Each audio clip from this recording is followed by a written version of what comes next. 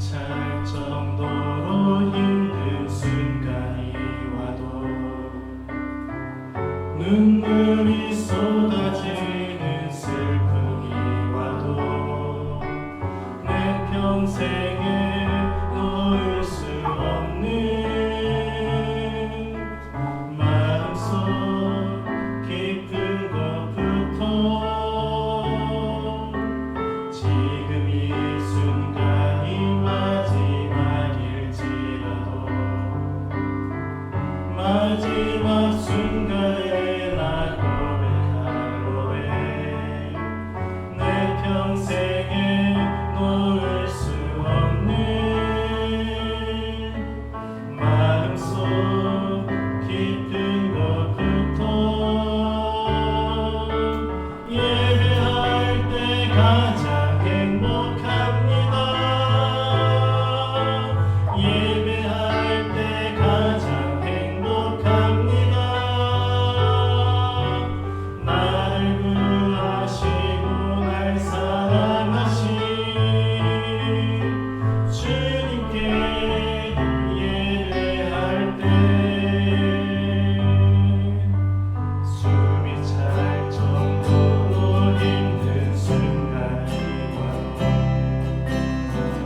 마지막 쏟아지는 슬픔이 와도 내 평생에 놓을 수 없는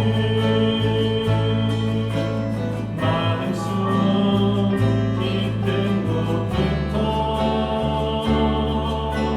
지금 이 순간이 마지막일지라도 마지막 순간에 나 고백할 노래 내 평생에 놓을 수 없는 마음속 깊은 곳부터 예배할 때 가장 행복합니다. 예배할 때 가장 행복합니다. 나를 구하시고 날 사랑하신 주님께 예배할 때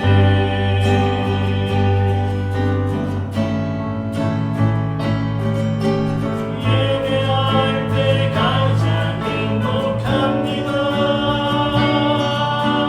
예배할 때 가장 행복합니다. 나를 구하시고 날 사랑하신 주님께 예배할 때 예배할 때 가장 행복합니다. 예배할 때 가장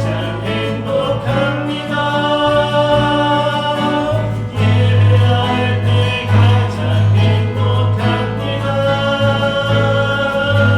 나를 구하시고 날 사랑하신 주님께 예배할 때 한 번 더 예배할 때 가장 행복합니다. 예배할 때 가장 행복합니다. 나를 구하시고 날 사랑하신 주님께 예배할 때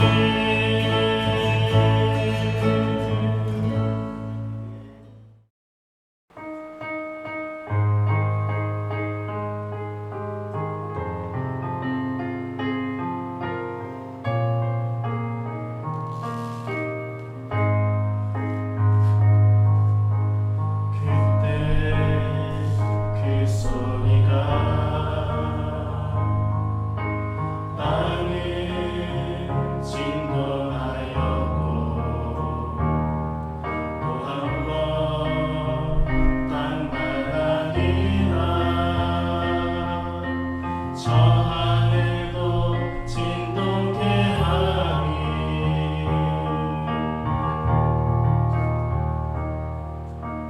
흔들리지 않는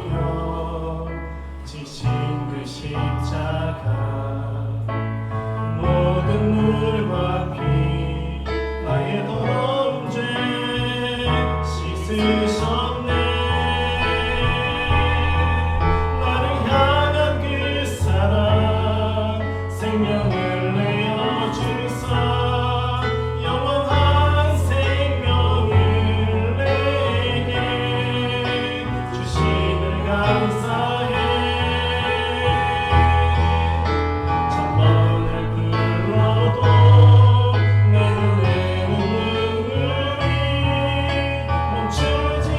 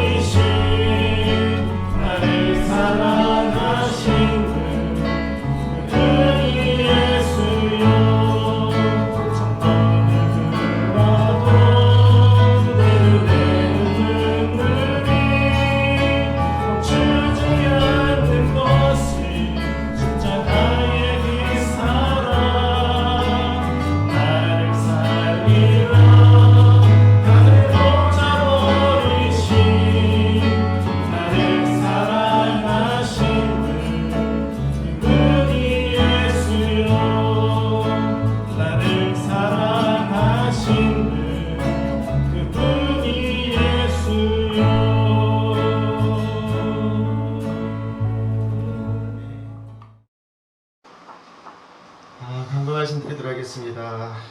이번 주에 정말로 김선민 청년이 제대를 했습니다. 방송을 보고 계신 분들은 지금 궁금하시면 오셔서 한번 보시기 바랍니다. 우리 축하의 박수 한번 부탁드리겠습니다. 그동안 무사히 잘 다녀와서 너무 감사하고 다치지 않고 온 것만 해도 정말 감사합니다.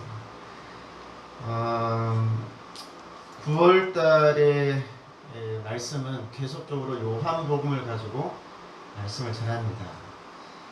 요한복음의 말씀, 8월 달은 다시 복음 앞에라고 하는 그런 주제였다면 9월 달은 좀 그 본문에서 강조하고 있는 메시지에 좀 중점을 두고 전하려고 합니다.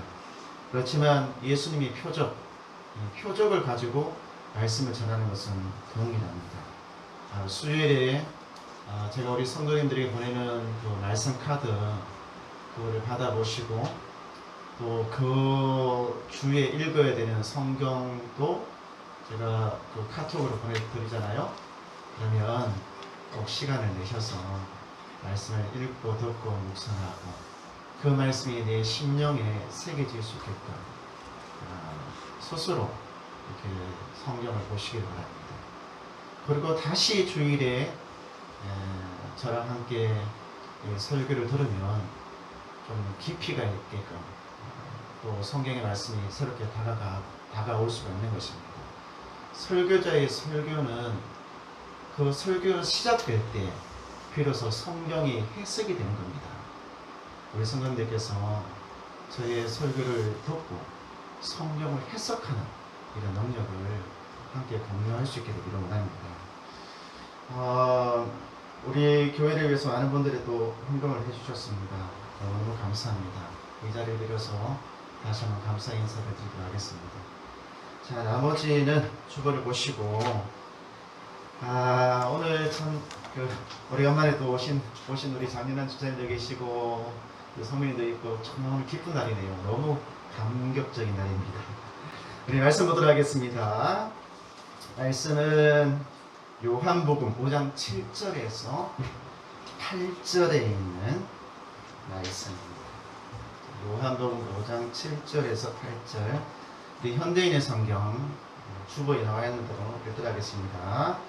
저를 따라서 보시기 바랍니다. 그러자 그 환자는 선생님, 물이 움직일 때 나를 못에 넣어주는 사람이 없어.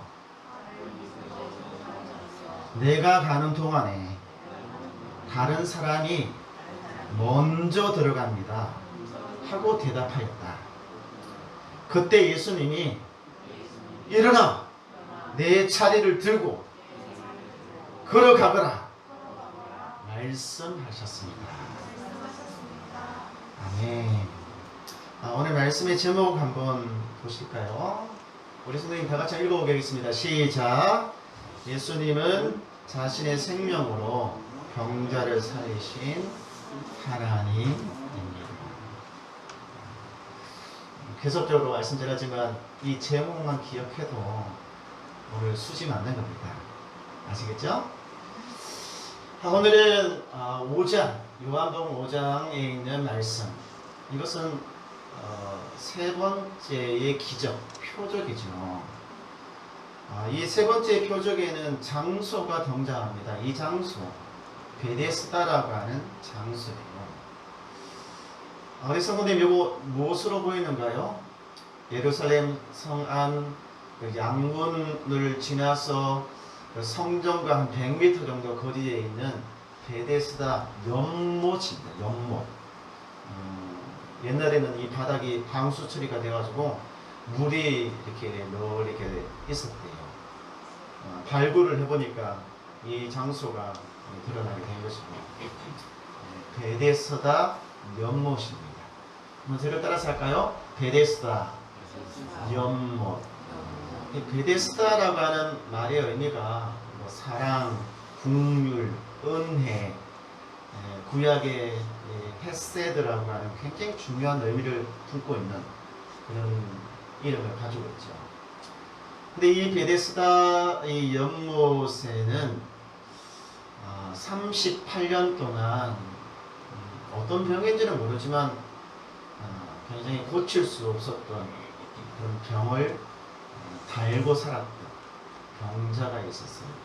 38년? 와, 진짜 엄청난 긴 세월이잖아요. 제가 말씀을 준비하면서 38년 된 병자 그림으로도 저게 표시를 했는데 거의 뭐 일어나지도 못하는 다리도 설 수도 없는 굉장히 심각한 그런 병을 앓고 있었던 사람인데 이 사람에 대해서 요한복음 5장이 주는 단서들을 찾아보니까 너무너무 안타깝고 불쌍한 거예요. 세상에 이렇게 불쌍한 사람이 있을까 그런 마음이 들더라고요. 이 사람은 뭐 태어날 때부터 이렇게 몸이 아팠던 건 아니었던 것 같아요.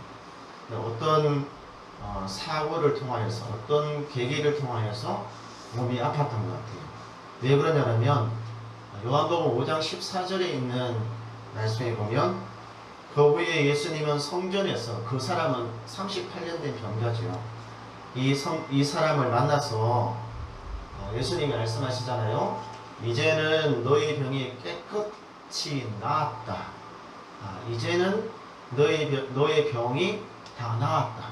예수님이 고쳐주셨으니까 깨끗하게 나은 것이죠. 여기에서 이제는 너의 병이 깨끗하게 나았다 라고 하는 이 말을 영어 성경으로 보면 well again이라고 되어 있습니다. 그럼 다시 말하면 다시 나았다 이런 뜻이거든요. 이 말이 뭐예요? 옛날에는 괜찮았는데 병 때문에 없던 병이 생겨서 고생했다는 거예요. 그러다가 다시 나았다라고 하는 의미가 있는 것이죠. 이 사람이 이 병이 들었을 때, 없던 병이 생겼을 때 아마 이 병을 고치려고 사방팔방 백방으로 노력하다 이런 말 하잖아요. 굉장히 노력을 했던 것 같아요. 그렇지만 백약이 무효라고 어떤 약을 갖다 줘도 누구를 데려와도 이 병을 고칠 수가 없었던 것이죠. 그렇게 애를 쓰는데 경제적으로 시간적으로 얼마나 많이 소비가 되어졌겠어요? 38년. 와, 진짜 기가 막힌 숫자잖아요. 만약 우리 성도님들 집에 아픈 사람이 있다고 생각해 보셔요. 근데 그 사람이 38년 동안 꼼짝 못하고 있다고 생각해 보셔요.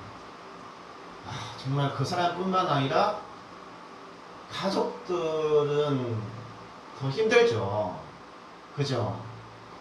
그래서 저도 이제 목회가 한 20년, 30년 이제 다 돼가는데 한 20년 좀 넘었네 보니까요.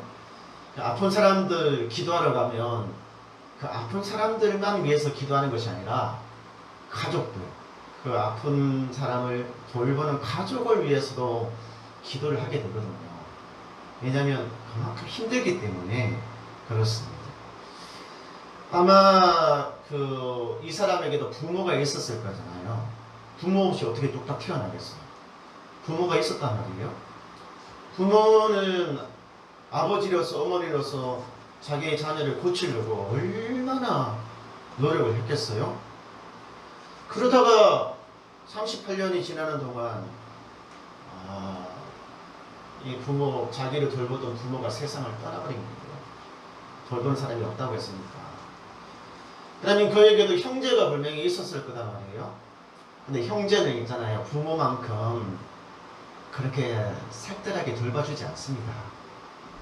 그거 알고 계셔요? 그래도 부모가 있어야 이렇게 든든한 거거든요. 형제들 뭐 1000명, 100명 있어도 부모만큼 그렇게 해주지를 않아요.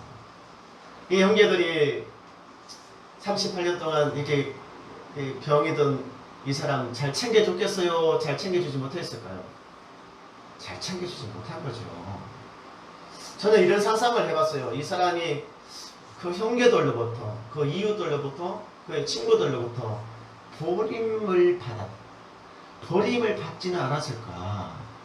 내버려졌지는 않았을까라고 하는 생각을 해보았어요. 아니면 베데스다라고 하는 것이 은혜, 긍휼, 자비, 헤세드라고 하는 의미를 가지고 있으니까, 그리고 이 베데스다에서 들리는 그런 소문이 있었는데 그 소문을 믿고 마지막 희망을 걸고 이곳까지 그가 오지 않았을까라고 하는 그런 생각을 해보았습니다. 요한복음 5장 4절에 있는 말씀에 보면 이런 말씀이 있잖아요. 그 못, 이게 베데스다 연못입니다. 가끔 천사가 내려와 물을 휘저어 놓곤 하는데, 물을 휘저어 놓은 다음에 제일 먼저 들어가는 사람이 무슨 병이든지 다 나았다. 그러니까 이 베데스다 연못이 있는데 가끔씩 물이 이렇게 흔들린대요. 이렇게 휘저었듯이 회오리를 치면서, 그때 제일 먼저 그 물에 뛰어들면 병이 낫는다 라고 하는 그런 소문이, 이야기가 들려고 있는 것이죠. 아니, 이런 곳이 있다면 진짜 막 길을 쓰고 어떻게 해서든지 나으려고 할 것 같아요. 진짜 한 가닥 희망을 걸고 되든지 안 되든지 믿든지 말든지 한번 해보려고 할 것 같아요. 그런데 이것은 한마디로 말하면 가짜 뉴스입니다. 소문에 소문을 더하고 더해서 만들어진 가짜 뉴스이죠. 실상을 보면 그렇지가 않아요. 이 베데스다 이 연못은 예루살렘 성전에서는 예배를 드리잖아요. 우리는 지금 찬양과 말씀으로, 기도로 이렇게 예배를 드리지만 예루살렘 성전에서는 짐승을 잡아요. 짐승을 잡고 가죽을 벗기고 기름을 씻어내고 피를 다 빼내고 그 짐승으로 하나님께 예배를 드린단 말이에요. 그러면 짐승을 잡으면 그 기름을 씻어내야 되잖아요. 그 씻어내는 곳이 어디냐면 이 베데스다 연못이라고 하는 것입니다. 기름기가 많은 것이죠. 우리 성도님 집에 하수도, 싱크대에서 내려가는 하수도 있어요, 없어요? 가끔씩 가다가 그게 그 하수도 구멍이 막힙니까, 안 막힙니까? 그거 삼겹살 같은 거 많이 구워 먹으면 그 기름 같은 게 있잖아요. 하수도 구멍을 이렇게 해가지고 나중에는 물이 안 내려갈 때가 있어요. 이거 왜 물이 안 내려가지? 가만히 생각해 보면 이게 기름때가 하수도 구멍을 막고 있는 거예요. 그러면 어떻게 해요? 뭐 뚜러뻥을 하든지 뭐를 부어서 그 기름 하수도에 있는 기름을 탁 뚫으면 뿡 하면서 물이 어떻게 흘러갑니까? 회오리 치면서 쫙 빠지잖아요. 마찬가지입니다. 이 베데스다 연못에도 그런 이 동물의 그 양과 염소 이런 동물의 내장을 씻어내고 기름기가 하수도를 다 막고 있는 거예요. 그러면 가끔씩 이곳을 청소해야 되잖아요. 그래서 막대기로 그 하수도를 휘저으면 그 구멍이 뻥 뚫리면서 하수도로 물이 샥 빠져나가는데 그때 윙 돌면서 이렇게 나가는 거예요. 이게 사람들이 그거를 보고 천사가 그걸 갖다가 휘저었다고 생각을 한 것이죠. 그리고 그 물에 빨리 들어가면 나을 수 있다라고 하는 그런 희망을 품은 거예요. 참, 사람들이 희한하지요.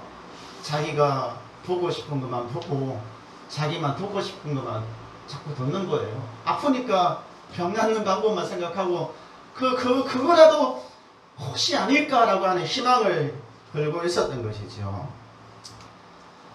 여기에 병을 고치고자 하는 사람들이 엄청나게 많이 모였던 거예요. 뭐 앞을 못 보는 사람도 있고 걷지 못하는 사람도 있고 하여튼 병자라고 하는 병자는 다 모여가지고 혹시 모를 그런 요행이라고 그러잖아요. 로또 복권 당첨되듯이 그런 요행을 바라고 그 자리에 있는 거예요. 38년 된 병자, 이 사람도 하다 안 되니까 결국 그 자리까지 왔는데 거기서 그런 요행을 기다리고 있었던 것이죠. 근데 더 기가 막힌 것은 뭐냐면 이 38년 된 병자에게는 그런 기회조차도 그런 허황된 기대조차도 희망조차도 허락되지 않았다는 거예요. 왜 그런지 보시기 바랍니다. 요한복음 5장 4절에 있는 이 말씀에 보면 왜 허락되지 않았을까요? 여기 보면 그게 연못안에 들어가야 되는데 어떤 사람이 그 병을 고침받는다고 이야기되어져 있습니까? 가장 먼저 들어간 사람이 된다는 거예요. 선착순으로 된다는 것이죠. 이름은 선착순은 군대뿐만 아니라 사회상을 다 있는 병자들도 선착순. 아이고 이 선착순으로 병을 치료해준다고 그러네요. 근데 그 주변에 있는 사람들이 있잖아요. 그래도 다른 사람들의 도움을 받을 수 있어요. 아빠 찬스, 엄마 찬스, 친구 찬스, 이웃 찬스, 무슨 찬스 이용해가지고 자기가 도움을 받아서 들어갈 수도 있는데 이 38년 된 명자는 자기 옆에 아무도 없어요. 가족도 없고 형제도 없고 친척도 없고 이웃도 없고 자기 혼자 있어도 어떠한 찬스도 허락되지 않는 거예요. 더군다나 이 사람은 움직일 수 없는 사람이잖아요. 저도 한번 다리를 다쳐본 적이 있는데 다리에 기부스 해가지고 목발쭉 그렇게 걸어갔단 말이에요. 버스가 그때 학교 다닐 때만 하더라도 버스가 있잖아요. 안내양이 있어가지고 오라이 하던 그런 때였거든요. 근데 이 다리를 다쳐보니까 제가 상당히 부러워할 만한 사람이 있더라고요. 평상시에 전혀 부럽지 않은데 다리를 다쳐보니까 부러운 사람이 있어요. 누가 부러울까요? 손 다친 사람. 손 다친 사람은 있잖아요. 계단을 막 올라가는 거야 자기가 이렇게. 근데 다리 다친 사람은 계단 올라갈 때 이렇게 올라가야 되는 거잖아요. 이렇게. 그래서 속으로 생각했어요. 그때 내가 생각했던 그 생각이 지금도 지워지지 않는다니까요. 아유 부러워 죽겠어.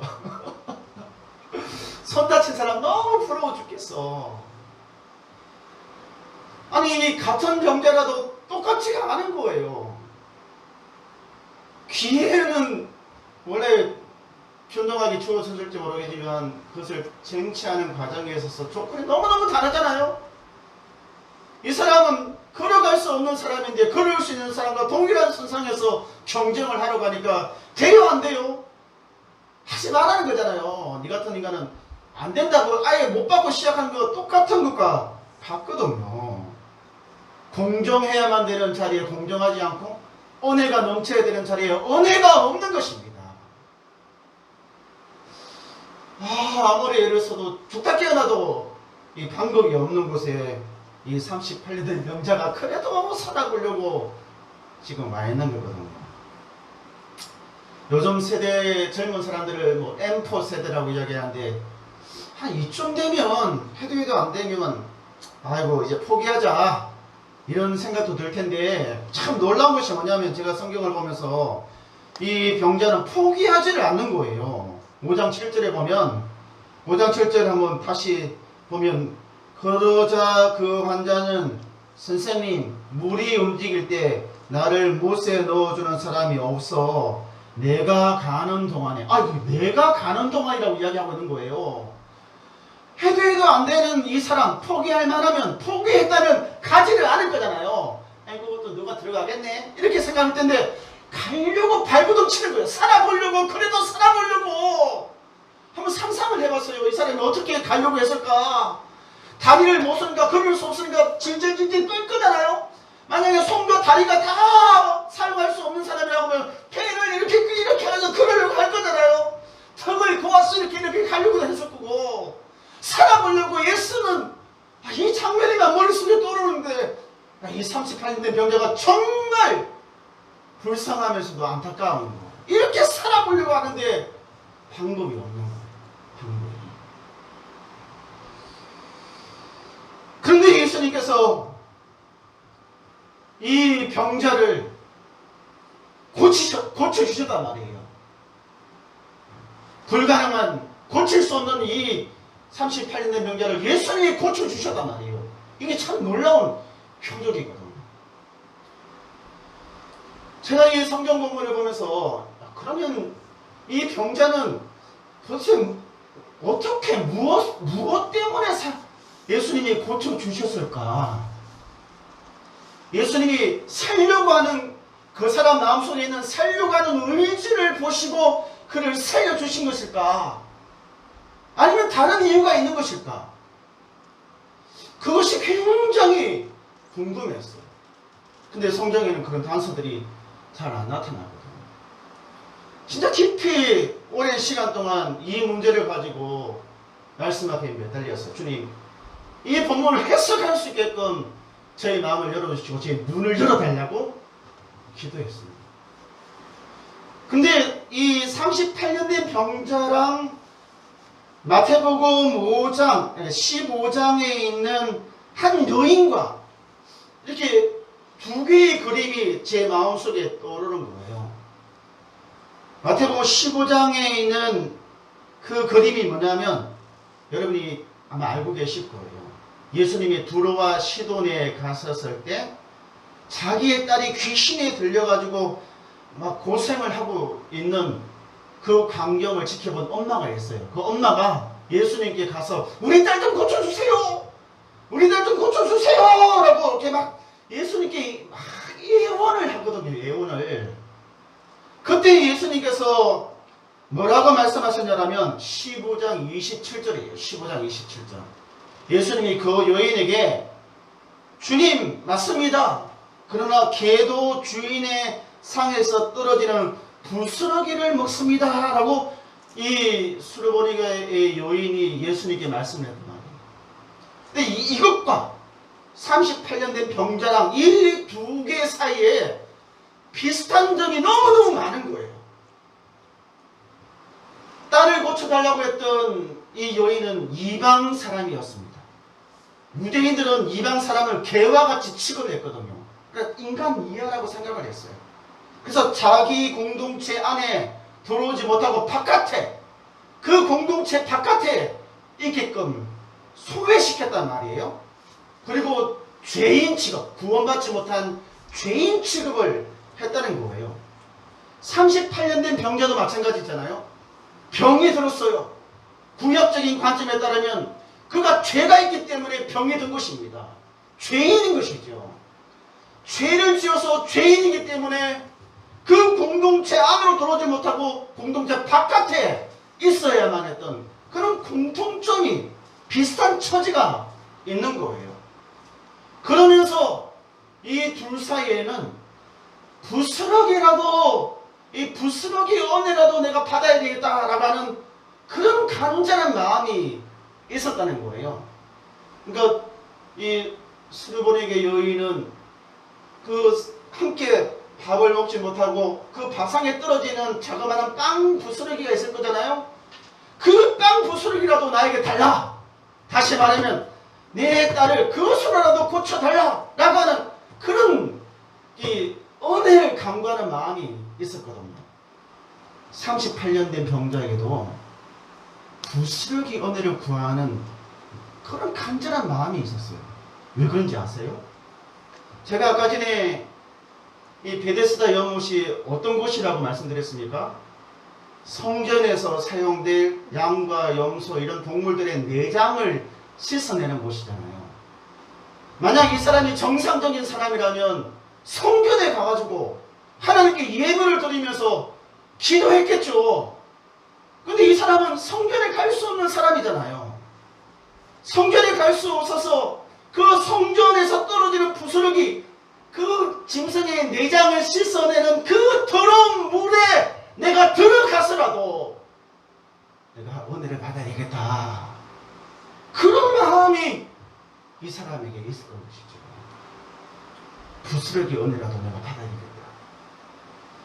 더군다나 이 베데스다라고 하는 것이 헤세드, 자비와 긍휼과 사랑이라고 하는 의미가 있는 거잖아요. 그러니까 거기에서 자기가 어떤 능력도 없으니까 누군가의 자비, 누군가의 사랑, 누군가의 은혜를 갈망하고 있었던 것이죠. 제가 이렇게 하고 난 다음에 요한복음 5장 7절을 제가 다시 들여다보기 시작했습니다. 그리고 다시 해석하기 시작했죠. 5장 7절 한번 보시기 바랍니다. 여기에 어떤 사람들이 이 본문을 보면서 이 38년 된 병자가 뭐 해도 안 되고 짜증나고 막 그래서 다른 사람들을 원망하는 그런 어투로 예수님께 이야기를 했다고 해요. 내가 해도 안 돼요. 내보다 먼저 가는 사람들이 많아서 에이 짜증나 죽겠어요. 뭐 이런 식으로 이야기를 했다는 거예요. 근데 저는 다르게 보이는 거예요. 저는 다르게. 어디에 강조점을 두느냐는 겁니다. 어디에? 저는 앞부분에 강조점을 두는 것이죠. 나를 연못에 넣어주는 사람이 없습니다. 그 사람이 하고 싶은 말은 뭐냐면 나를 연못에 넣어주는 사람이 없습니다 라고 하는 이 말이 그가 하고 싶은 말인 것이죠.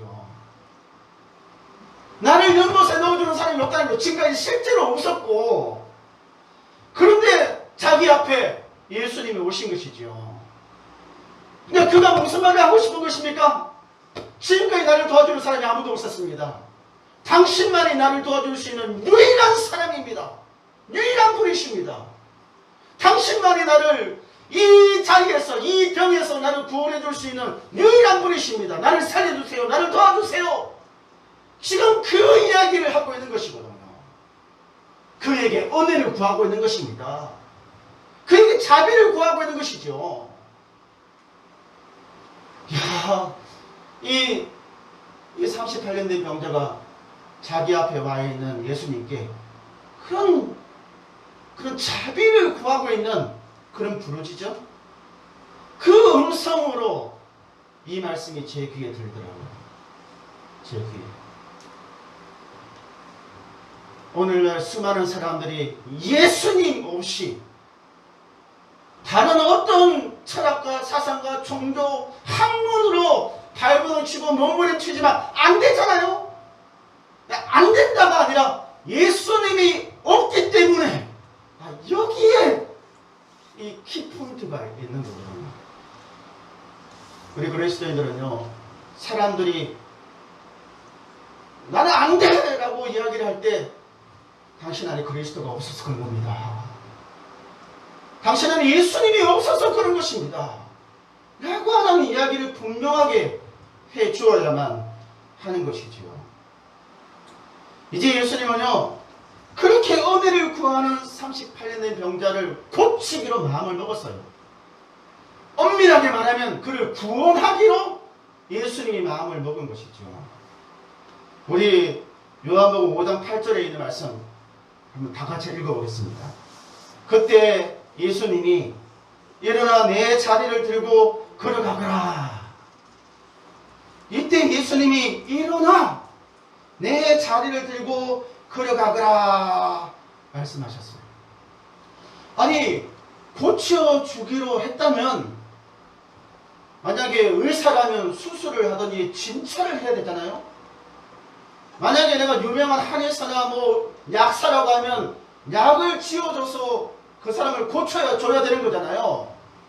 근데 예수님은 약을 주는 것도 아니고 수술을 하는 것도 아니고 진찰을 하는 것도 아니고 만져주는 것도 아니고 머리를 한번 짚어주는 것도 아니고 아 해보세요 해서 이거 하는 것도 아니고 혈압도 재는 것도 아니고 맥박도 재는 것도 아니고 뭐라고 하고 있어요? 일어나라는 거예요. 일어나.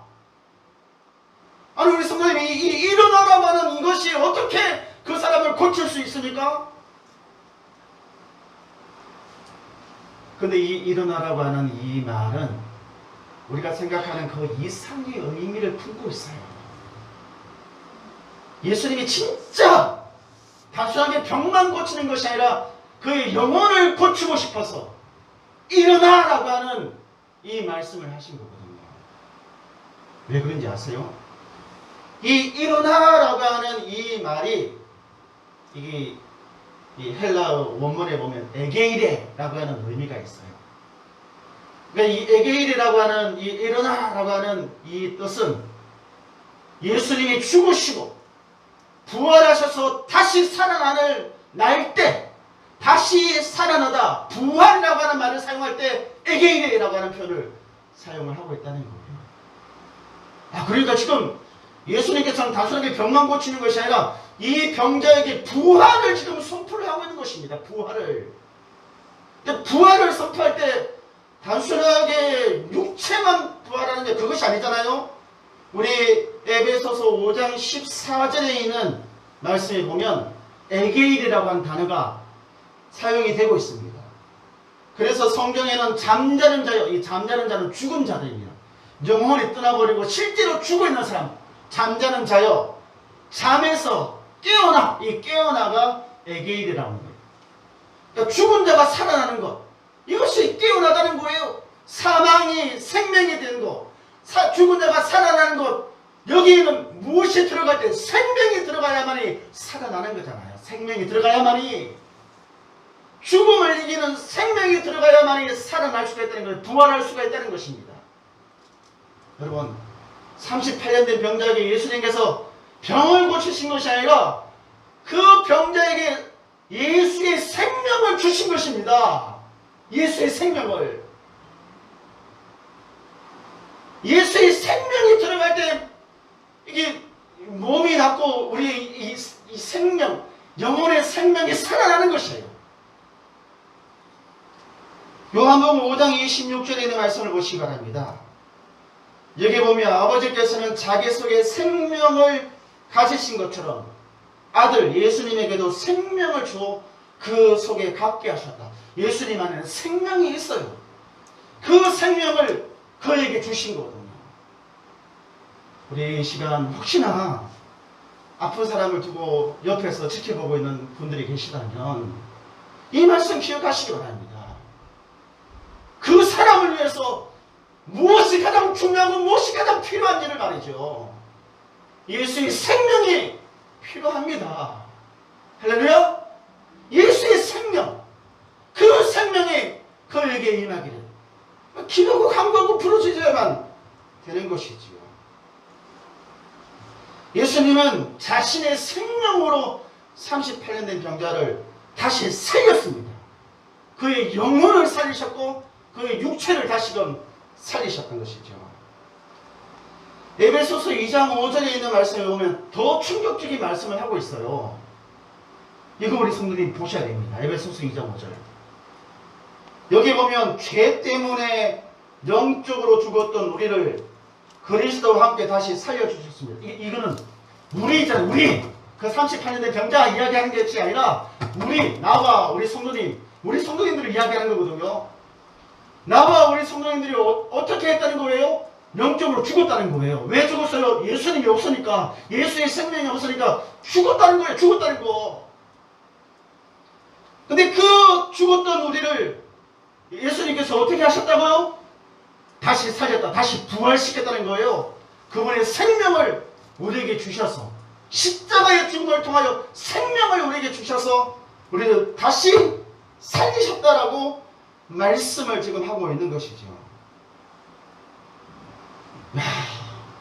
참 이 38년 된 병자랑 지금 우리랑 같은 것이 있다면 바로 예수의 생명으로 우리가 죽었던 우리의 영적인 생명이 살아났다 라고 하는 것이 공통점이 있는 것이 있습니다. 진짜 이 예수님 우리에게 생명을 주신 분이십니다. 아멘. 근데 에베소서 2장 5절은 그 생명을 어떻게 했다고요? 은혜로 주셨다는 거예요. 은혜로.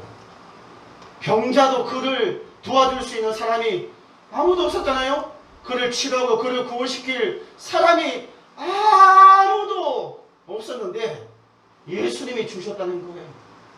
우리도 우리 자신을 구원할 수 있는 어떤 능력도 힘도 없었는데 그분께서 우리에게 은혜로 구원을 주셨다는 거예요. 이 말씀을 마무리하면서 참 어떤 사람들은 이야기를 해요. 아이고 내 주변에는 사람도 참 많은데 내가 힘들 때 내가 어려울 때 도와줄 사람 너무 예수님 없어도 잘 살 수 있어요. 그렇게 이야기하는 사람도 있을 수 있습니다. 제가 있잖아요. 목사가 되고 난 다음에 진짜 많이 가는 곳이 어딨냐면 장례식장 진짜 많이 갑니다.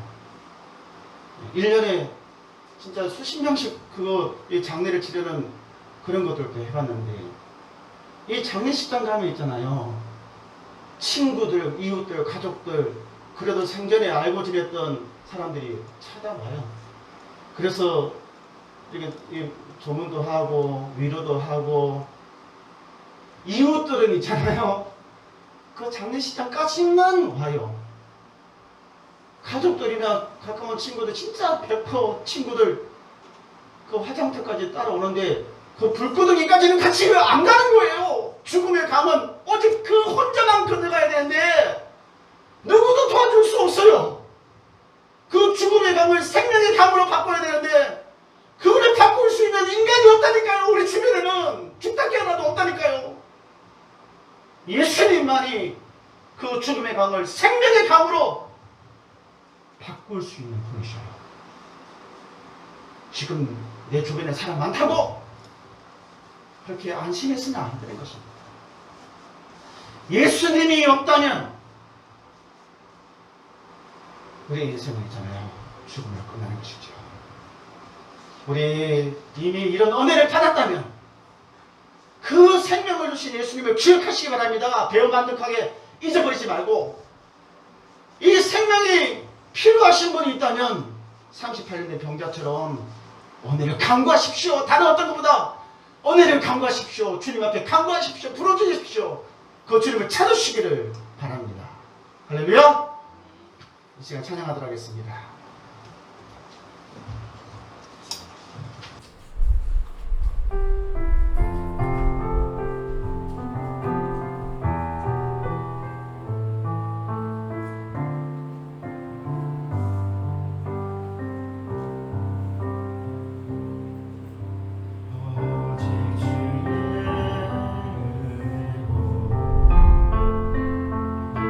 지금 여기 서 있네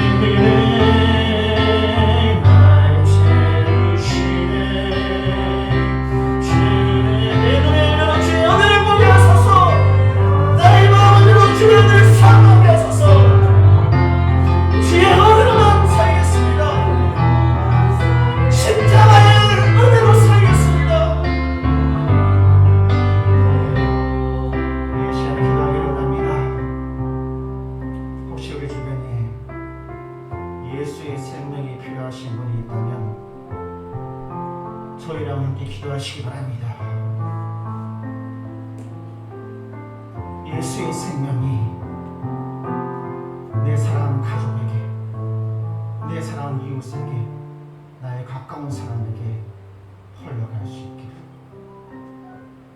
그리고 내가 이미 하나님의 은혜로 구원을 받았다면, 그런 믿음이 있다면 그 은혜를 내가 잊지 않고 살아가겠노라고 우리 이 시간 함께 기도하도록 하겠습니다. 이 시간 주의 은혜가 감같이 평상으로, 아픈 자의 심령으로, 주의 생명의 이 시간 주의 은혜를 사모하는 자의 심령으로 그의 영혼의 생명을 살리게끔 주께서 은혜를 도하여 주시옵소서. 38년의 병자와 같이 예수님이 없어서 정말 구원의 그 큰 감격을 경험하지 못하고 살아가는 사람들의 믿음이 너무나 많이 있습니다. 주님, 인생을 돌고 돌아서 그가 의지했던 세상의 모든 것들을 내려놓고 오직 필요한 것이 예수 그리스도밖에 없음을 깨닫는, 그것을 고백하는 사람들이 불같이 물같이 일어날 수 있도록 도와주시옵소서. 그 마지막 순간에 나에게 당신이 필요합니다. 나를 도와주십시오. 나를 구원해 주십시오. 그 유일한 외침을 외칠 수 있도록 부르짖을 수 있도록 주께서 은혜를 베풀어 주시옵소서. 주여, 주의 은혜로 살아가는 당신의 백성들, 그 은혜를 잃어버리지 않고 살아갈 수 있도록 도와주십시오. 은혜를 잊어버리는 사람이 되지 않도록, 은혜를 모르는 사람이 되지 않도록 주여 붙들어 주시옵소서. 주의 은혜가 이 시간 이곳에 있는 모든 당신의 백성들과 감성을 통해 보는 당신의 모든 사랑하는 자녀들을 위해 충만하게 임하게 해주시옵소서. 이 시간 사모하는 마음이 주의 불처럼 타오르게 해주시고, 세상이 필요한 것이 아니라 예수님이 필요하다고 부르짖는 사람이 되게 하여 주시옵소서. 아버지, 은혜가 없는 이 세상에서 은혜를 주시는 예수 그리스도를 만나게 하여 주시옵소서. 살아계신 하나님, 바라고 나가는데 이 시간 십자가로 사망을 이기신 예수의 생명이 당신의 자녀들, 그 죽은 영혼 깊은 곳으로 흘러들어가 죽었던 생명 다시금 살아난 역사가 일어나게 하여 주시옵소서. 이제는 우리 주 예수 그리스도의 그 거룩한 은혜와 하나님 아버지의 놀라우신 사랑과 성령 하나님의 강화감동 교통하심이 예수의 생명으로 다시금 살아나기를 소망하고 그 은혜로 살아가기를 결심하는 성도와 교회들 머리 위에 이제로부터 영원토록